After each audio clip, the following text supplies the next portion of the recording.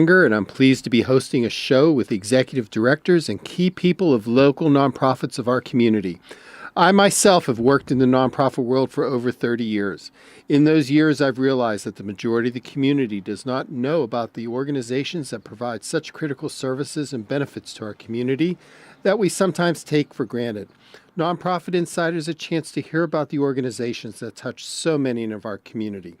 The opinions expressed on Nonprofit Insider are not necessarily those of WMPG, its staff and underwriters, or of USM. So, couple catch-up things to make sure everybody's on the same page. First of all, Frankie's going to Manchester, Mass this weekend, so he's kind of excited about that. Someday he'll realize what this is all about. And for those of you who were on the show last week, I want to thank you for your indulgence in hearing about SNPs. We did have a guest no-show, and Kathy from Florida was great to come in, and she is a stand-up comic, and hopefully we got a little chuckle out of the half hour last week. So this week we have Peg Libby. Peg is the executive director of Kids First. Hi, Peg. Hi, Dave. How are you? I'm terrific. Great. Well, welcome to Nonprofit Insider on this beautiful day when we both know we want to be at the beach today, right? Yeah, you got that right. Okay. So, Kids First. What is it? Kids First is a small private nonprofit headquartered in Portland, and our focus is around divorce, separation, and the impact on children. Our mission is to lessen the negative impact of divorce, separation, and remarriage on kids.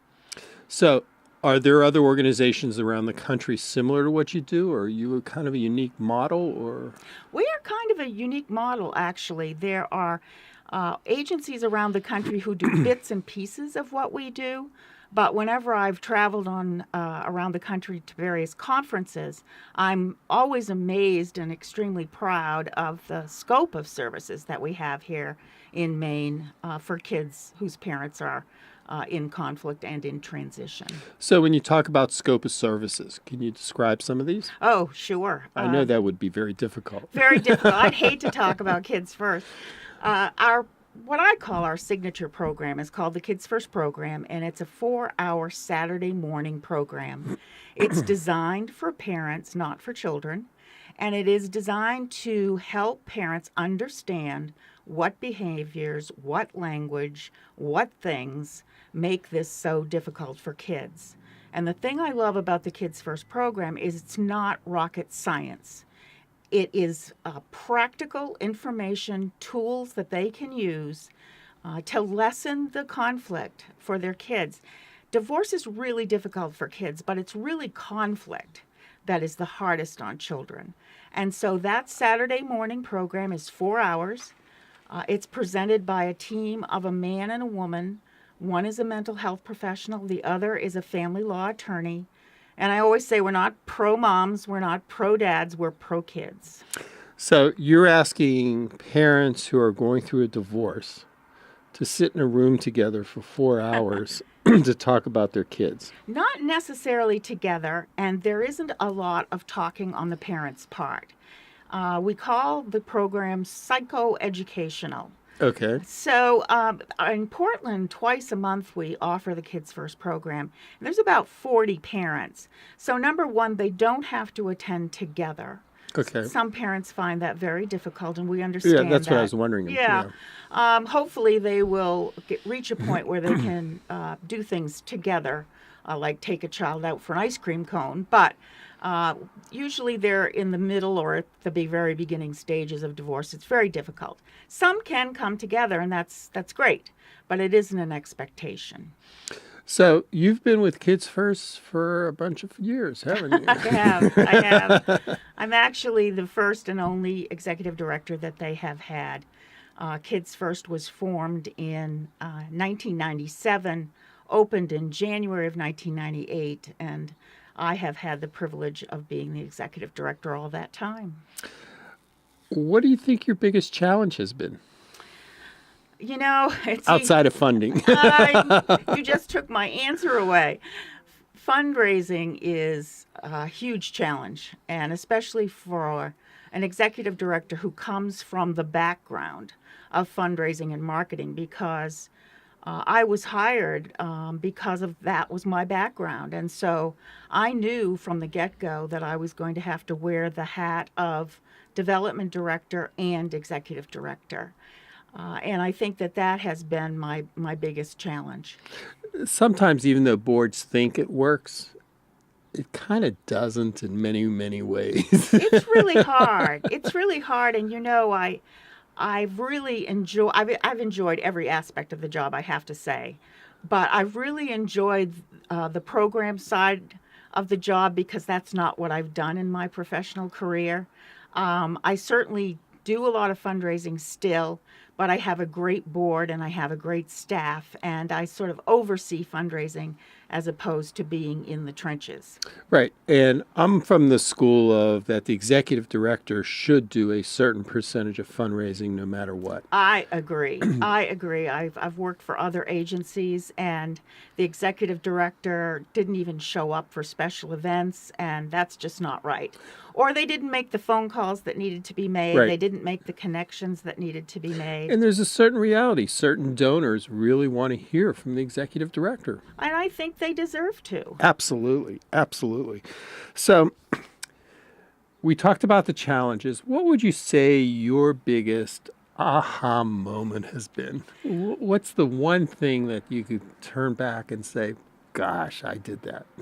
Well, the biggest aha moment for me was when I took the job.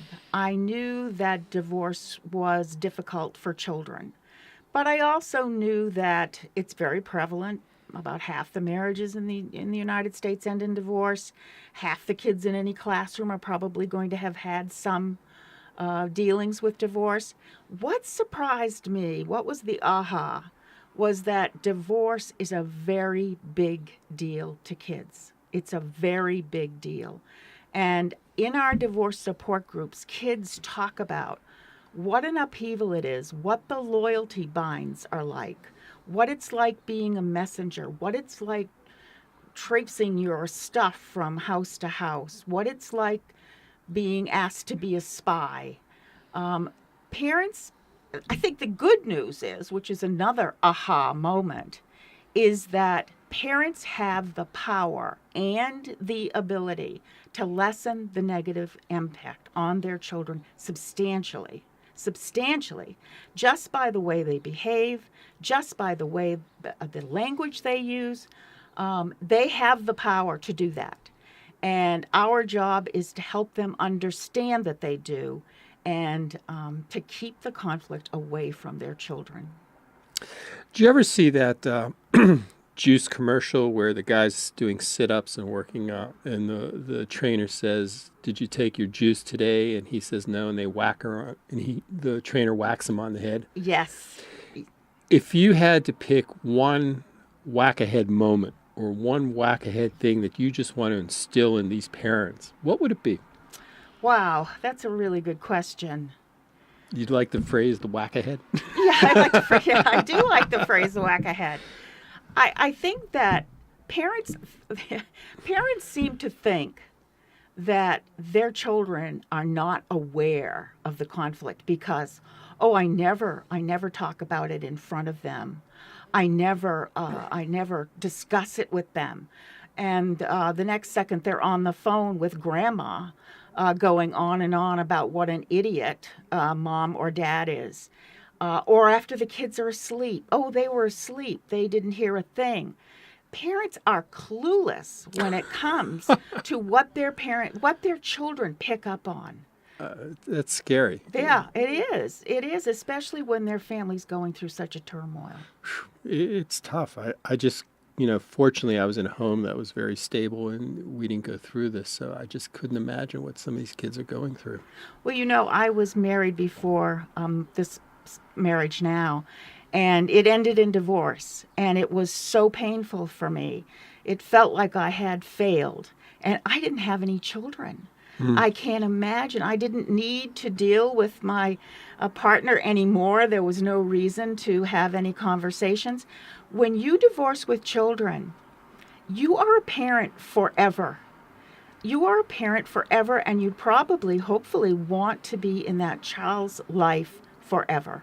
So you are going to be dealing with your co-parent forever if you really love your kids and you really Right. want to keep them first. Right.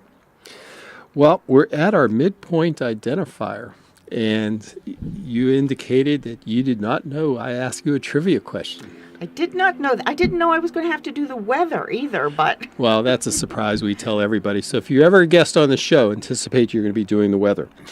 All right, so the way the trivia question works is I ask you a trivia question, then I go to my midpoint identifier, and then you get to give me your answer. And we have two goals. One is to provide some useless information, but this question actually has some use to it. And then the second is to embarrass the guest. excellent. That should be easy. Okay, so the trivia question is today, what percent of parents going through a divorce move into poverty after their divorce? This is David Unger. I'm hosting Nonprofit Insider on WMPG 90.9 and 104.1 FM community radio of Southern Maine and Eastern New Hampshire. So, our trivia question today is, what percent of parents going through a divorce move into poverty after their divorce? I'm going to guess, I wish my husband and my son were here because they know trivia so well, but I'm going to guess 24%. Okay, so, and again, this is according to the Heritage Foundation, and we have to take everything we're doing with a grain of salt. Families with children that were not poor before the divorce see their income drop as much as 50%. Almost 50% of the parents with children that are going through a divorce move into poverty after the divorce. That's a scary number. It is a scary Even if number. it's off the 4 or 5%, that they say, give or take. But Right, right. Yes, it's interesting. Parents come and they don't understand that you can't take something, divide it in half. They think they're going to end up with as much as they had before often. You can't take something, divide it into two, and Right. end up with as much as you had before. It's not possible. So I guess one of the bigger questions I've always asked myself is the reality check. When parents go through a divorce, do they kind of go through a reality check of what this is all about? And part two of that is sometimes you hear parents say, well, we stayed together because of the kids. Yeah, I know. And that's not a good idea either. I don't think anyone in my organization feels that staying together for the sake of the children. But I do think that they feel that people should work harder on their marriages, that this is not an easy thing. We are not taught in the society how to deal with conflict. We don't know the tools of conflict resolution. So I think I would say at the get-go, I really think that people need to try harder in their marriages. But the other piece, I think when they go through a Kids First program, we talk about the reality of this. And if we could get people through the door on a Saturday morning who were just contemplating divorce, I think that, and we do have people who do that. I think that at least they would go into this decision with their eyes wide open. And I think sometimes they don't.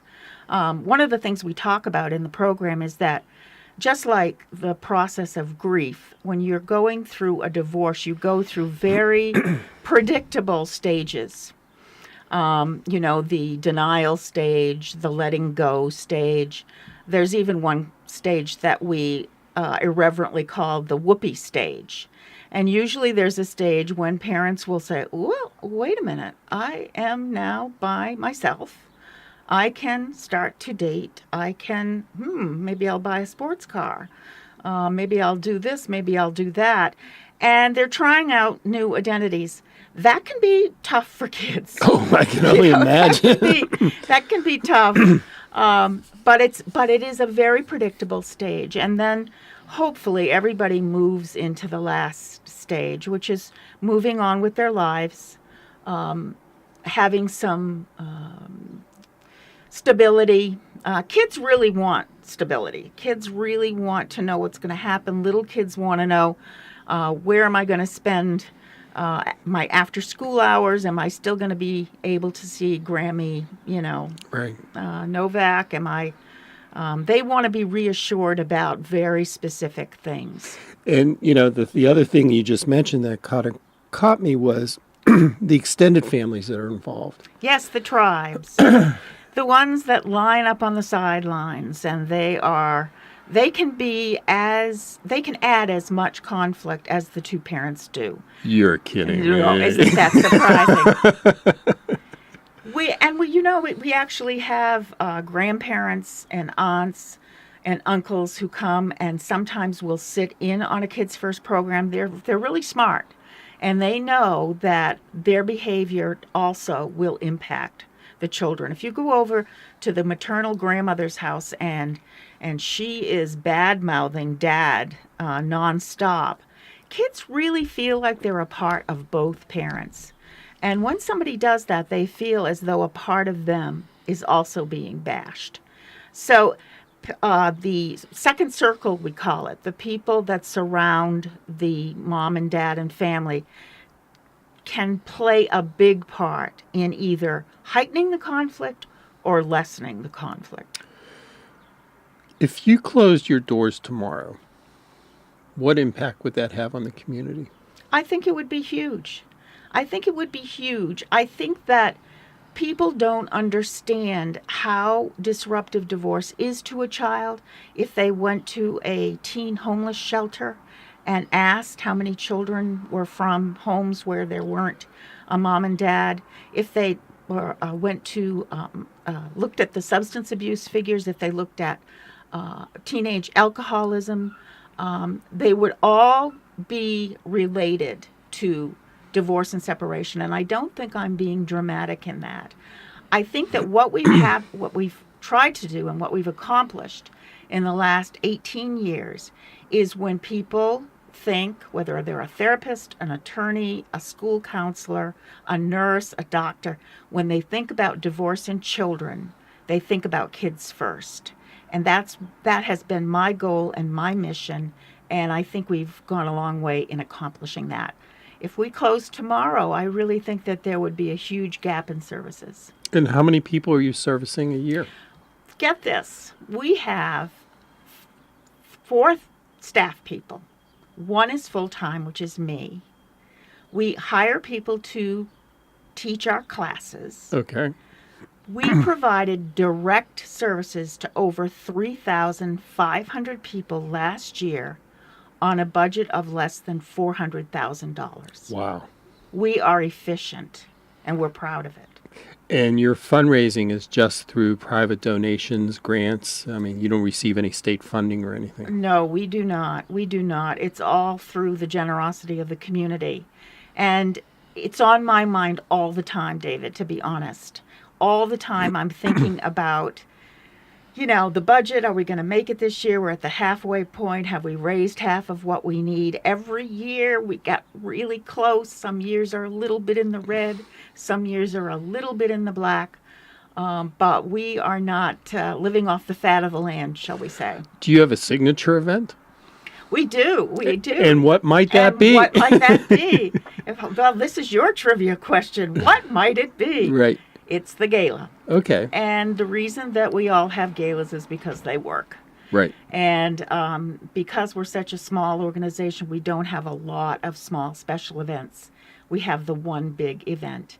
And the other source of funding is our annual appeal and grants. So you're raising $400,000, give or take. Yep. And you're servicing 3,500. Direct services. Direct services. That's not even the phone calls and people who visit the website. And so that's a pretty good ratio of dollars per client. It really is. It really is. Something you should be proud about. Thank you. I am very proud of that. So with the same-sex marriages and the increase in that, are you finding there's more participation at that level? We are finding that we've always provided services to the GLBT community, always. But I anticipate, unfortunately, that with legalization of marriage, not that that's unfortunate, I certainly, Right. but that there will be, it's no different. There are going to be couples that are going to have children and for whatever reason are going to separate and divorce. But we're there for them. But I'm guessing you're going to have to go through some training in terms of those will probably present some different types of issues. They will present some different types of issues, but a lot of the issues will be very similar. Oh, absolutely. How to keep conflict out of children, Right. how to keep the two families having a contact with the child, not using them as a messenger. I mean, a lot of it will be the same. So you've started a nonprofit. I didn't start a nonprofit, but I was the first executive director. Okay, that's close enough. And if someone came to you today and said, I'm thinking about starting a nonprofit, what advice would you give them? Run? No. I'm just kidding. As a consultant, I've told people to do that. Yes, I do think that there are an awful lot of good causes out there, but the first thing I would probably suggest is there another agency that you might be able to take whatever you think the lack of services are and approach them and work with them in collaboration? Right. Is it a service that is totally unique and isn't being done by anybody else? The other thing I would suggest is to find some very smart, passionate people, because when you need to fundraise, you need to have people who believe in your mission to their very core. Right. And There can't be any wavering on that. There is no wavering, and people pick it up immediately. I mean, I've volunteered to do work for, various causes that might not be my baby or my passion. And you can't fake that. You can't fake that. So find some very smart people who are willing to serve on your board, who are willing to make introductions to the people that you need to talk to the people who understand your mission and your cause, who share your passion. And don't go into this thinking that this is an easy thing to do, because it's not. No. So if you picked up any new donors, would they be bombarded with emails and snail mails or anything else? Not if they didn't want to be. We certainly do our share of social media connecting with Right. people. But we are very, very cognizant of the fact that people want to give at their own comfort level. They want to be approached by the way that best meets their needs. When donors have needs too, Right. they want to get something out of it, even if it's just the good, warm feeling. So we try very hard to be very respectful of how they would like to be reached. And if they would like to stay anonymous, we are very careful about that. That's the other thing I really need to mention, is that confidentiality is huge at Kids First. Divorce is a very, very private thing. Remarriage is often a private thing. Step families, where confidentiality is huge. And the other thing that I would not want to forget to mention is we provide services to anyone, no matter what their financial circumstances are. So if somebody wants to attend a Kids First program, can't afford the $60 fee for the 4 hours, which I think you would agree is pretty reasonable. Right. All they need to do is call and tell us, and we will work with them. And if someone wanted to make a donation to you, how would they do that? That would be terrific. They would either go to our website. There's a very easy way to donate, and it's kidsfirstcenter.org, or give me a call, 761-2709, and I would love to talk to them about that. There you go. Do you have any questions for me? Yes. How did you happen to ask your guests to do the weather? Well, it's all Deb's fault. It's all Deb Danger's fault, because when I was a guest on her show, she asked me whether I wanted to do the weather, and I had a hoot. Well, it was fun. I appreciate the opportunity. Well, it was a great weather forecast, and hopefully you have a 50% return rate, and we get good weather on Sunday, even though tomorrow sounds a little wet. Any other questions for me? I think I'm all set with you. Great. Well, this is an exciting program, and I've been aware of them for many, many years. And so if you get a chance, go to the website, check it out, and take a peek, because they do good work, as all the organizations that have been onto the show. So next week, we have Susan Roach. Susan is the executive director of the Immigrant Legal Aid Advocacy Group. The music appears by courtesy of Mike Hubbard. You can find Mike's music on www.michaelhubbardmusic.com. Check out Mike's website.